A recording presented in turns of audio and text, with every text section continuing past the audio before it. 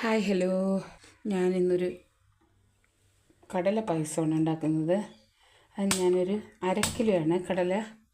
അപ്പോൾ ഞാനൊരു 3/4 കിലോ ശർക്കര വേണം, അത്രയും മധുരം വേണം.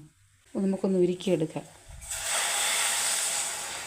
ഒരു 1/2 ഗ്ലാസ് വെള്ളം ഒഴിച്ചിട്ട് അപ്പോൾ അതവിടെ ഇരുന്ന് ഉരുകി വരട്ടെ.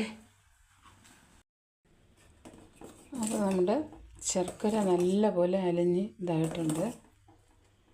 ഇനി നമുക്കത് അരിച്ചെടുക്കണം. അത് നമുക്ക് പായസത്തിലോട്ട് അരിച്ചെടുക്കാതെ പായസം ഉണ്ടാക്കാനുള്ള ഒരു ഉരുളി വെച്ച് കൊടുക്കാം. ഞാൻ ആ 1/2 കിലോ പരിപ്പിന് പുഴുങ്ങി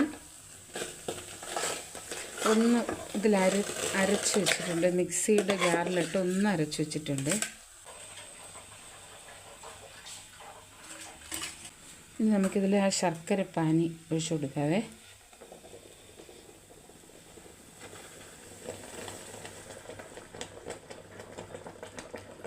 വലിയ കരടൊന്നുമില്ല, നല്ല ശർക്കര.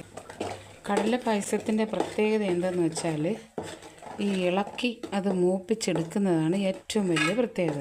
എത്രത്തോളം നമ്മളത് വരട്ടുമോ അത്രത്തോളം ടേസ്റ്റി ആയിരിക്കും. ഒന്ന്. രണ്ടാമത്തത്, കടല പായസം നല്ലപോലെ നമ്മൾ ശ്രദ്ധിച്ചില്ലെങ്കിൽ നമ്മുടെ മൂക്കും മുഖമൊക്കെ ഷേപ്പ് മാറും, പെട്ടെന്ന് പൊട്ടിത്തെറിക്കും. തീ കൂട്ടി വെച്ച് നമുക്ക് നന്നായിട്ട് ഇളക്കി കൊടുക്കുക. ഇനി ഇതൊന്ന് ഞാനൊരു 50 ഗ്രാം ചൗരി എടുത്ത് കുതിർത്ത് വെച്ചിട്ടുണ്ട്. കഴുകി കുതിർത്ത് വെച്ചാണ്, അതും കൂടെ നമുക്ക് ഇതിലിട്ട് കൊടുക്കുക. അപ്പോൾ ഇത്ര കുറുകായി. ഞാൻ പറഞ്ഞില്ലേ, ഈ പാത്രത്തിൻ്റെ ചുറ്റും കണ്ടു പൊട്ടിത്തെറിച്ച് കിടക്കുന്നത്. ഇതാ കടല പായസത്തിൻ്റെ പ്രത്യേകത.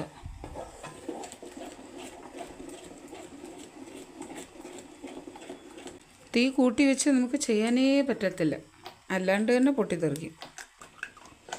കുറച്ച് നെയ്യ് ഒഴിച്ചിട്ട് ഇളക്കി കൊടുക്കാം. ഇതേ കണ്ടോ, നെയ്യ് ഒഴിച്ച് വരട്ടി മതി. ഇനി ഇതിൽ നമുക്ക് ഞാൻ നിങ്ങളുടെ അടുത്ത് ഒരു കാര്യം പറയാൻ പറ്റും. ഏലക്ക ഞാൻ ഇട്ടായിരുന്നു. ഏലക്ക ഞാനിതിലിട്ടിട്ടുണ്ട്. അത് ഒരിക്കലും ഞാൻ പായസത്തിൽ ഈ മിക്സിയിൽ പൊടിച്ച് തവിട് പൊടിയാക്കി ഇടത്തില്ലേ, അതിടത്തില്ല. ഞാനിവിടെ തന്നെ നമ്മുടെ ഇടിയല്ലിലിട്ട് തട്ടി പൊട്ടിച്ചെടുത്തുള്ളൂ. അപ്പോൾ ഇനി നമുക്കിതിൽ 2ാം പാൽ ഒഴിച്ചു കൊടുക്കാം.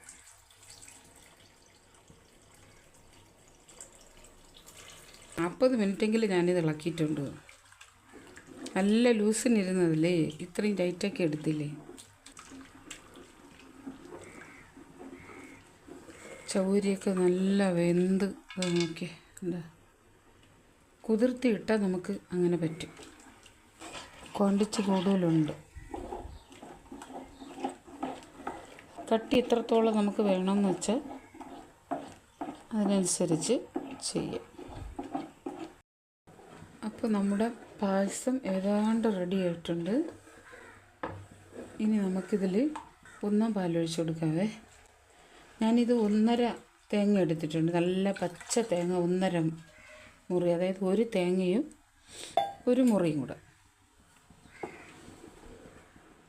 നമുക്ക് ഇഷ്ടമുള്ളതിൽ വയ്ക്കാം. കാരണം കട്ടിക്ക് വേണോ ഇച്ചിരി ലൂസ് വേണോ, അതിൻ്റെ നമ്മളുടെയൊക്കെ കഴിക്കുന്നവരെ ഇഷ്ടത്തിന് നമ്മൾ വയ്ക്കാം. ചകൂരിയൊക്കെ വെന്ത് നിൽക്കുന്നത് കൊണ്ടും കടല ആയതുകൊണ്ടും ഇത് കഴിയുമ്പോൾ നല്ല കട്ടിയും. നമുക്കൊരു ചട്ടി വെച്ചിട്ട് കുറച്ച് നെയ്യ് ഒഴിച്ച് നമുക്ക് തേങ്ങ കൊത്താണ് ഇത്. അത് ഇച്ചിരി കൂടി ആയാൽ മതി കേട്ടോ. നമ്മൾ 1ാം പാൽ ഒഴിച്ചിട്ട് അങ്ങനെ അധികം തിളയ്ക്കണ്ട. അപ്പോൾ നമ്മൾ തേങ്ങ കൊത്ത് നല്ല മൂത്തിട്ടുണ്ട്. ഇനി നമുക്കിതിൽ കുറച്ച് അണ്ടിപ്പരിപ്പ്,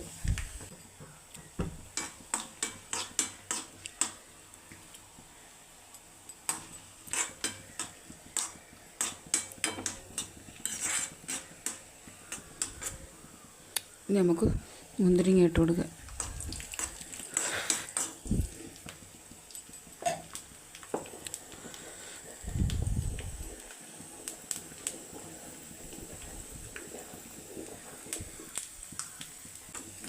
എല്ലാം മൂത്തു നമുക്കതിലോട്ട് ഒഴിക്കാം. ഞാൻ പായസത്തിൻ്റെ തീയും ഓഫാക്കിയിട്ടുണ്ട്.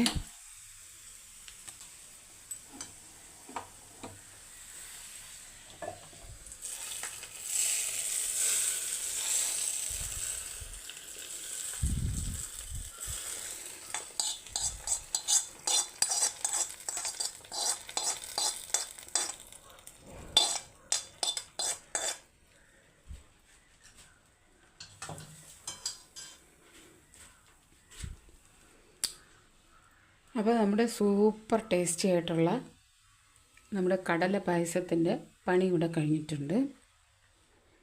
ഞാനിനി വേറെ പാത്രത്തിലൊന്നും കോരി എടുത്തിട്ട് കാണിക്കുന്നില്ല, നിങ്ങളിങ്ങനെ തന്നെ കണ്ടോളൂ.